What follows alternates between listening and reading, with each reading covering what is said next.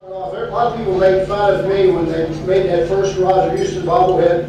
The world record holder for bobbleheads is in the room tonight. Pennsylvania legislator, Senator Tim Sullivan. He's got eight bobbleheads. The only four. Representative Brandon Newman. Senator Vince Hughes.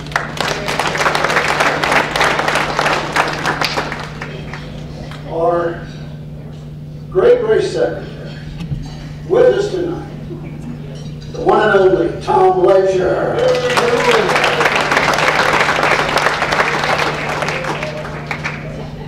Gentlemen, we've none of us can do without Pastor Joe and his wife Marcy. Representing Colony and Grigsby, Rob Vesio. And representing Lepler Strategies. Now, I'm not sure what that means, but it's the one and only Anton Lepler.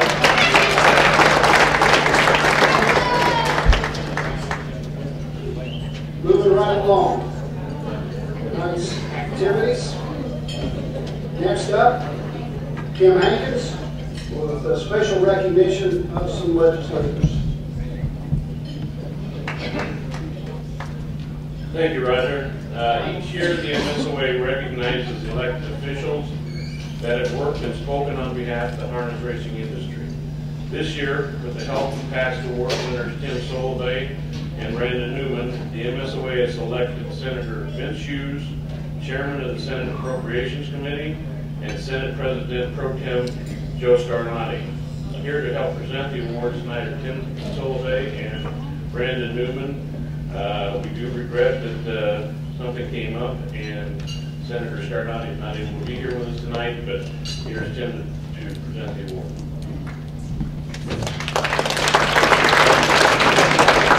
Thank you, Kim. And as many of you in this room remember, we had a very discerning meeting back in April. And at that time, you were kind of made aware of, either that day or maybe you had heard about it shortly before that, that there was a bunch of folks in Harrisburg who had their eye on about $30 million that they thought was in a fund that was a surplus in the Horseman's Fund. But really, that was a contingency fund that was based up and set up for not only purses through the rest of the year that would actually grow and be used as a course of racing, but also things, other things that the Horseman's Fund that came about because of the gaming law that was very, very important. And a lot of folks made a lot of commitments prior to that, after that gaming law was passed, as far as improving your stable, improving maybe your physical plant that you had, and maybe even some brand new people into the industry that would not have been there, short of the fact that that monies were available because of what was put into the casino fund. Well, once we met with Rob and I think Jay Lehman that night and a bunch of other folks, there was and Brandon and I, there was a kind of a gathering of a whole bunch of folks to say, okay, how are we going to do this to save it? We know what's going on here at the Meadows. We don't want to see that fall apart because we knew there were some rough times 3 or 4 years prior to that. For many of you, probably we wouldn't even be here today if it wasn't for the fact that we passed that gaming law. So we figured out how are we going to make this thing happen, how are we going to make it work, and that's kind of where tonight comes into play. So not only from one of your local legislators and then working with the folks that lobby for you in Harrisburg, but Brandon went back to his folks, I went to my folks. Obviously, Vince Hughes is our appropriations chairman, as you heard Kim say, Senator Scarnati, who was unable to be here tonight. I went to both of those, and I reached across the aisle, because Joe is a Republican, Vince, obviously like myself, was a Democrat. And I said, look, and we laid it all out. And again, Rob was there at some of the other meetings and made sure that everybody realized what impact it would have if these funds weren't kept in place. So thanks to Vince, thanks to Joe Scarnati and a whole bunch of other folks, we were able to help the governor's folks understand it wasn't a surplus, it was a contingent fund, and that what impact would have, the numbers of jobs lost, the folks that made big commitments, I know Lori was one that was almost in tears after that night when we had that first meeting about what we're going to do, because of the things like herself and many of you in this room that made major commitments to your families and your own pocketbooks in making this go. So thanks to Vince and thanks to Joe and many others, but those two in particular. And I'm going to take a little shot right now at my good friend Vince, and I know we've been talking around the table having dinner. You know, this year is a sunset of a provision that was also in there where for the past 4 years, about $47 million a year had been being taken out of that fund because of some shortfalls in the state budget. Well, that ends this year. That $47 million should come back into the Horsemen's Fund.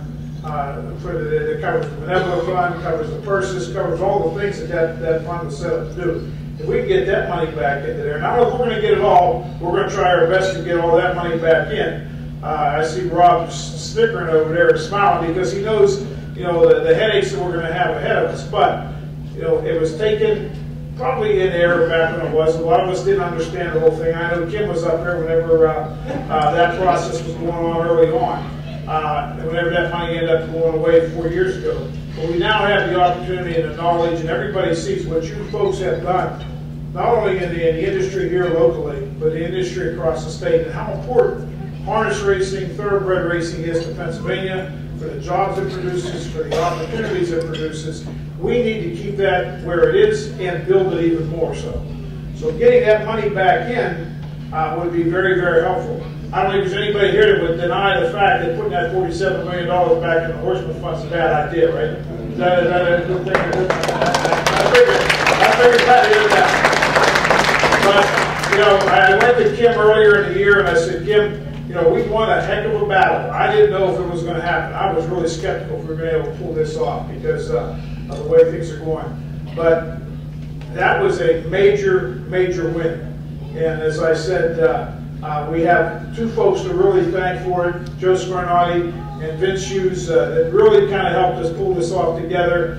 And I'm going to give Brandon just a second. Yeah, give me a second. You can't talk. Just a second. I'm going to take Senate priority and then take it. We'll give Brandon also an opportunity to say it before we call Vince up.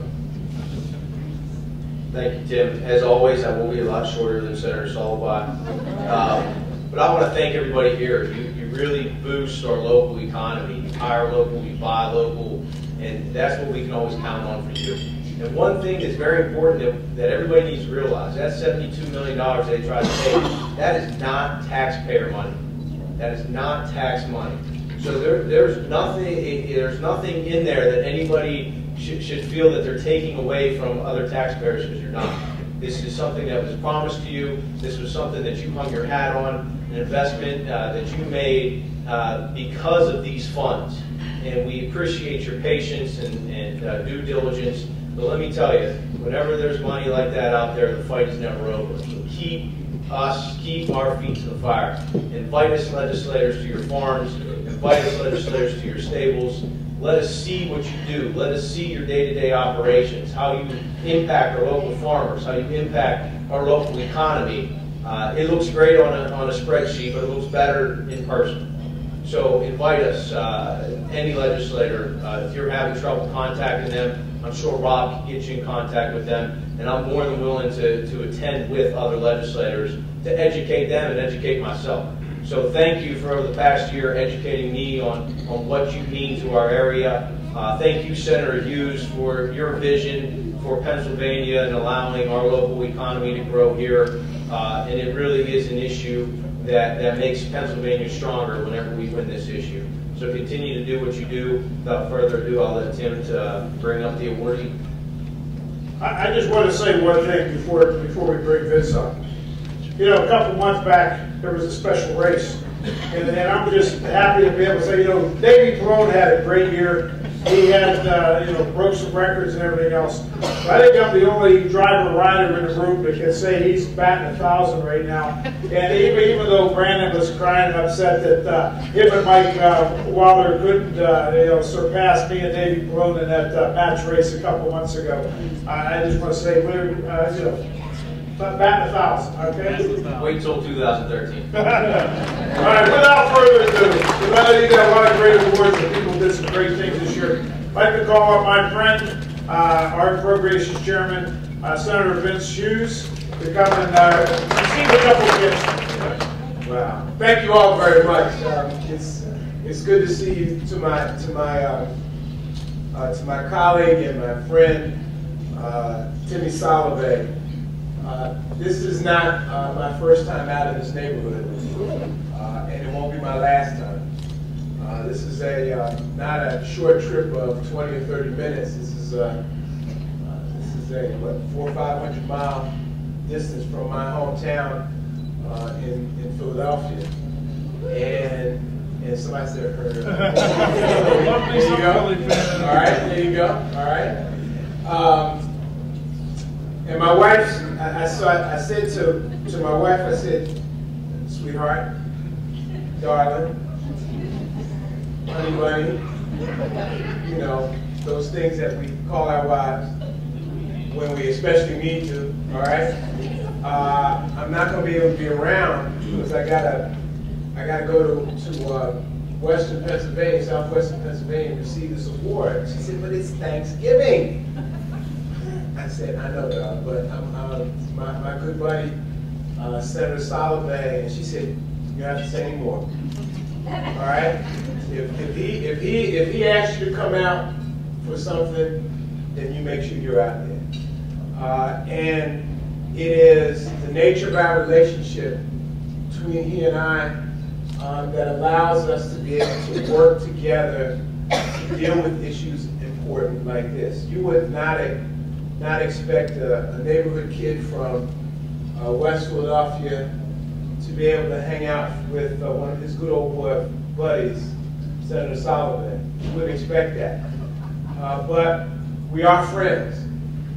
And I trust him for the work that he's doing and the integrity that he brings to any particular issue.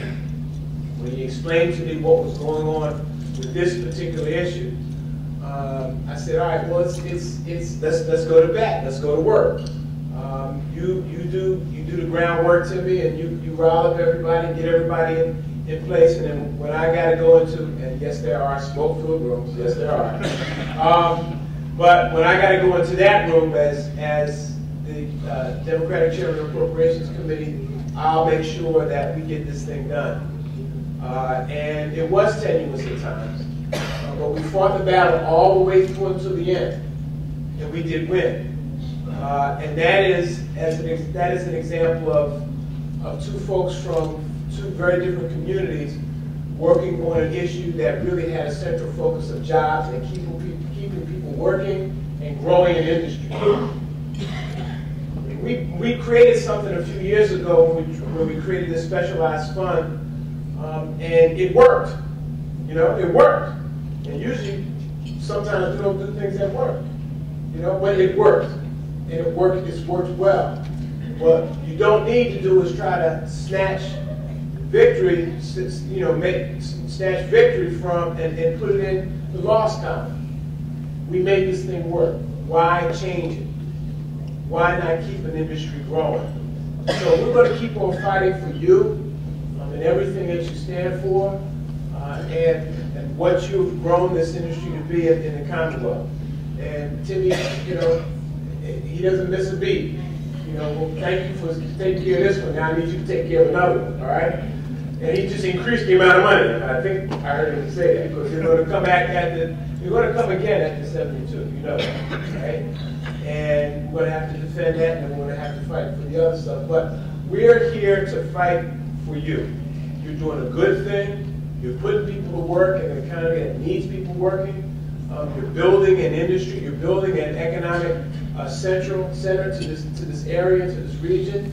And all you have to do is just drive around a little bit, and you can see the growth that's coming in. And Senator Solovay makes sure that he shows me all the good things that are going on. He also makes sure he says, we need more money for this, and we need more money for that, and we need more money for this. But we're going to keep working with you. We're going to keep fighting with you. We're going to keep trying to make this thing keep going, not just for this year, but for years to come. And as Brandon said, and I think it's very important, Brandon said invite the legislators out to see exactly what you're doing. This brief conversation that we had over here at our tables, 20 minutes or so dialogue, which gave me a better insight and a better understanding of what's happening on the ground in your industry. Brandon is exactly correct. When you bring the legislators out, when you let them see, let them understand, let them feel it, let them touch it, know it in a very personal and direct way, that has all the difference in the world. You're right, Brandon. So we encourage you to bring us out. Let us see it, let us understand it, and let's go forward. But I'm gonna, and Timmy's right. I got a little bit of Baptist preacher in me, and I can go on and on and on. But I'm not going to do that. But I am going to say that working across the aisle, working across communities, building relationships where you didn't think that they might not normally exist, is the key to the success of your endeavor and any endeavor that we're involved in. Thank you all very much. Yesterday, I hope you had a great Thanksgiving. I see there's a lot of pumpkin pie and sweet potato pie still sitting on the side. I can only assume that that's all you've been eating for the last couple of days, and that's why they're sitting over here. But hopefully you had a great Thanksgiving, and I thank you from the bottom of my heart for providing me this honor this evening. Thank you all very much.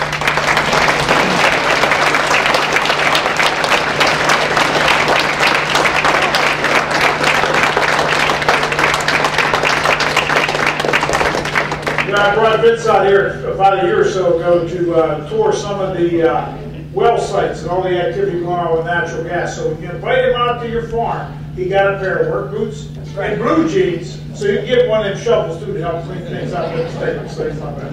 Vince, thank you very much for your help. We got, he saw mine on my desk in Harrisburg, and he said, I got to get me one of those. I said, well, you got to do a little work to get one of those. He did the work, and tonight he gets staying. I was just trying to figure out how he's going to get on the airplane. I know he's going to be bragging and showing it to everybody when he gets on the plane tomorrow morning. But thank you, Vince, very much. Thank you.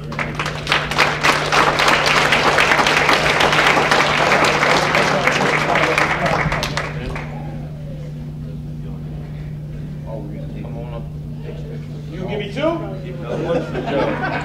Good Joe. In the middle. You are in the middle? All right. Thank you very much. I've got one of these here. Thank you. I got a citation. Right there on the table, the front table. Good job, guys. Thank you. Got it? Yeah. All right. Thank you. This one is mine. For horse awards at this time for the 2012 racing season. We'll go right down the order of the battle. 2-year-old Colton Gelding Pace of the Year. The nominees: Captain Cabela, Eddie Sweat, Late Night Cruise, Make Liberty, and Twilight Bonfire. And the winner is Twilight Bonfire. Mark of 152-1, Bob P. the owner, Danny Collins, the trainer.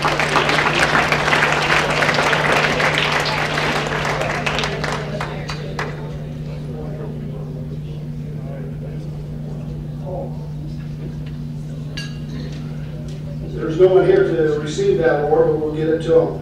2-year-old Philly Pacer of the Year. The nominees: Botox Hanover, Champagne Tonight, Nova Scotia Hanover, Sweet Talia, and Whetstone Hanover. And the winner, Champagne Tonight. Over the one-horse racing stable, the Sports Corporation, Claire Umholtz, the trainer, will come forward to accept your award. Claire Umholtz.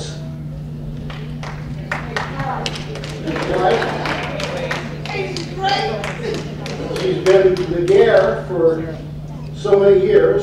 But tonight, Nari. It's Nari. Nari Umholtz. That's beautiful. Come on.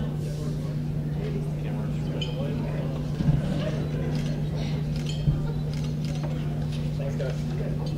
Good? Yep. Thanks. Thanks. Next up is the 2-year-old Colton Gelding Trot of the Year.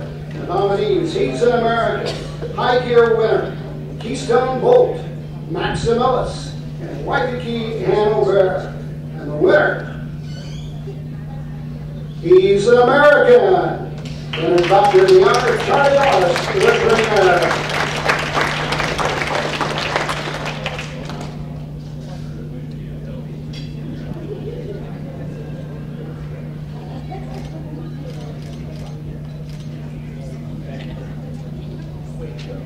Next up, the 2-year-old Billy Trotter of the Year.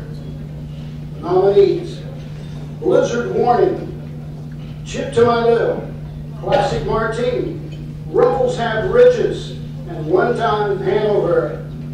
And the winner, Ruffles Have Riches. Which will be a Reinhardt with Reinhardt with I don't think we have a representative. It's stuck in the back door.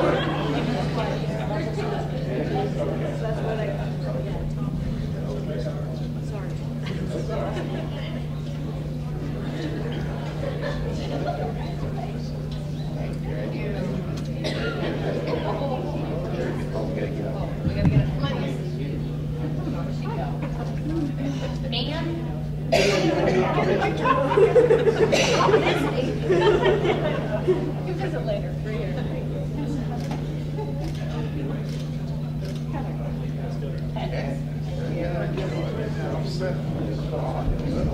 3-year-old Colton Gelding Pacer of the Year. The nominees are Carol's Comet, Nuclear Enemy, Real Infusion, Top of the Mark, and World Monroe. And the winner is Carol's Comet. Martin Presser, Whiskey Tango Stable, Bill Moore, and Matt Moore, Ron Potter, the trainer, and I don't think we have a representative.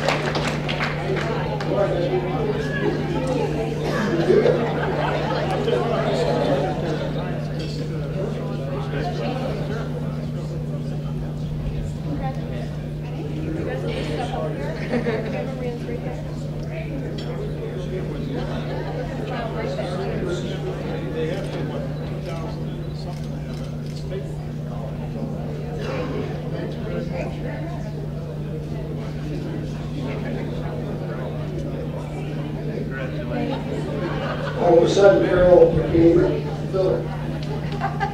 That's a long story. 3-year-old Philly Pacer of the Year. And the nominees are Apogee Hanover, Can't Stop Me Now, Sanctity Hanover, Sharkus Breeze, and Takisa Moon.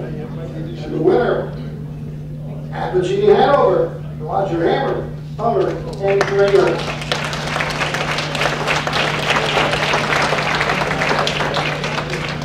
Can't believe Hammer didn't show up. $12 meal, too high. He's probably on the road somewhere. 3-year-old Colton Gelding Trotter of the Year. Boytown, Frostbite's K, Redder Than Red, Upfront Billy, and Wingtips. And the winner is Frostbite's K. Robert Keaton Leonard, Rich Gillott, the winner.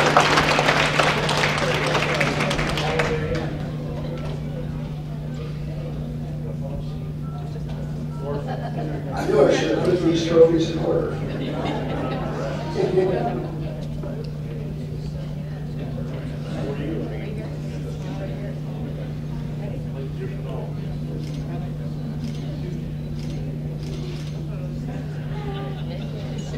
Three-year-old Billy Trotter of the Year.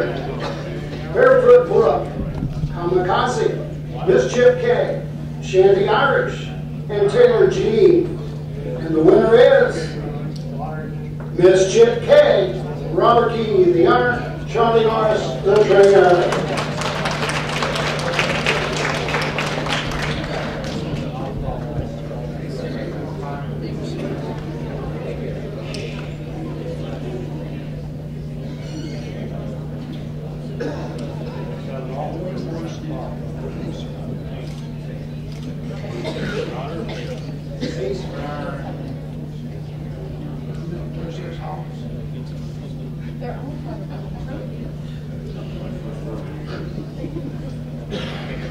The older horse and gelding Pacer of the Year.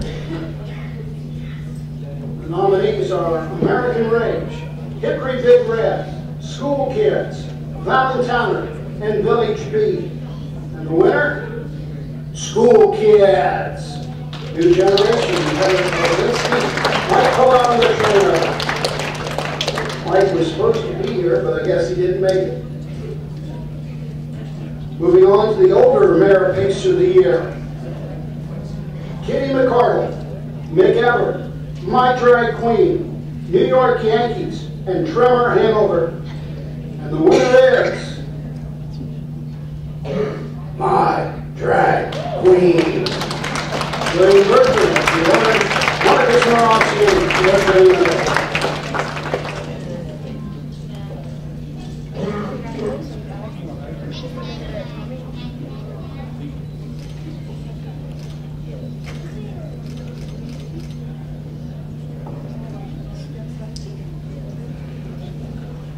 The older horse and gelding trotter of the year.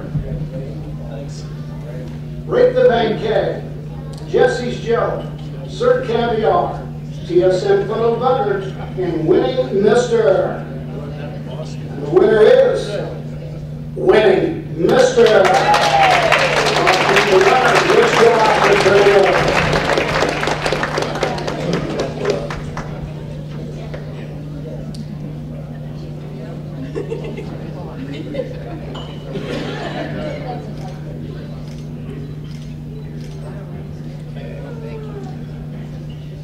The older mare trotter of the year.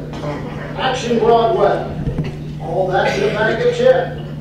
It's ghostly outside. JC Micmac Jelly Out. Trots like the wind. And the winner trots like the wind. Andy Rickard, and we do not have a representative. Now, in order to be the trotter of the year, you must be a winner in the trot categories. The trotter of the year at the Meadows. Winning Mr.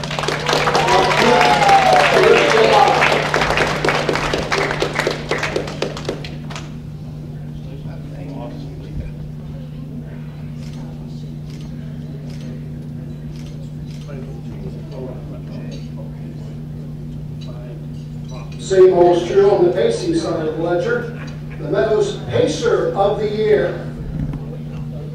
School Kids. New Generation. Mike Palani. Pacer of the Year. School Kids. Now it's between Winning Mr. and School Kids. For the Meadows Horse of the Year in 2012, Winning Mr.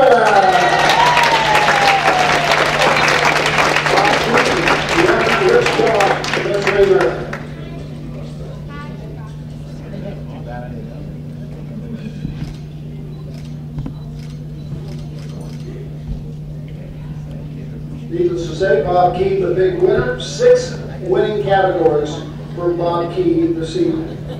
That's the award winners for the 2012 Horses of the Year here at the Meadows.